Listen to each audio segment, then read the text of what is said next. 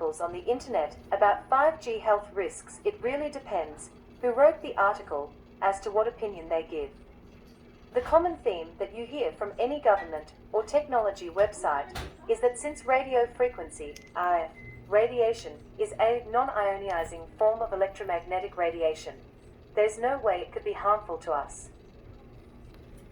However, there are literally hundreds of peer-reviewed scientific studies that link RF radiation to things like cancer, brain tumors, DNA damage, especially in infants and fetuses, and male infertility.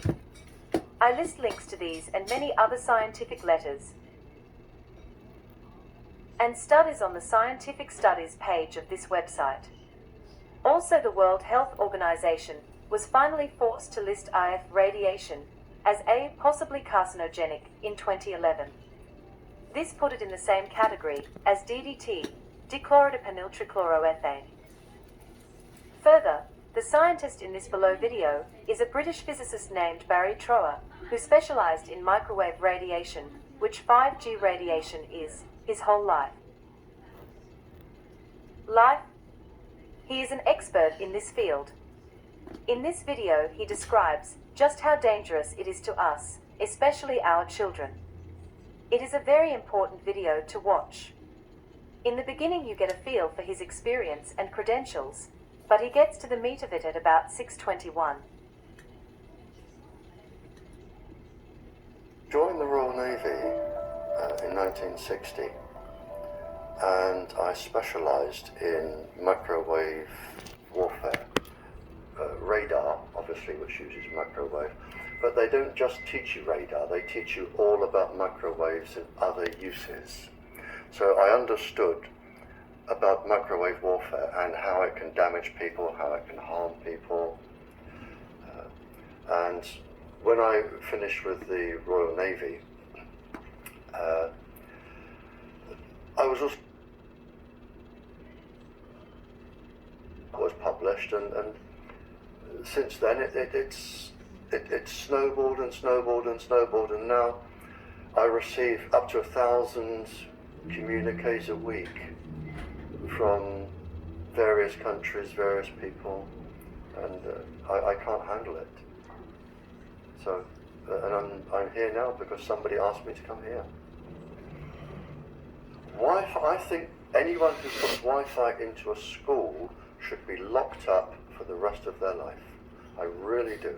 I think they're not fit to walk on the surface of this planet because they haven't looked at the research, and whatever incentive they have, it is not worth the genetic problems that parents are going to face with their children when they're born.